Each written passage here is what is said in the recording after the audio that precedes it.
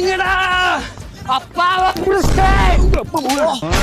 அப்பா பிடிச்ச அவனை பிடிங்கடா. போங்கடா.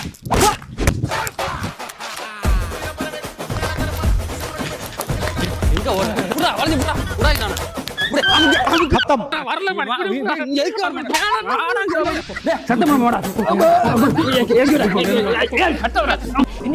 என்னாச்சு?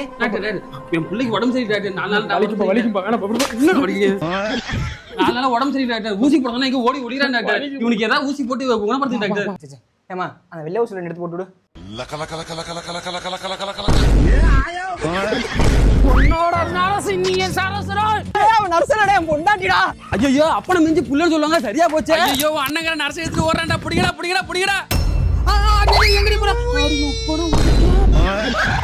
இப்படியும் நடக்கும் என்று எவருக்கிங்கே தெரியும்? அந்த இறைவன் போடும் விடுகதைக்கு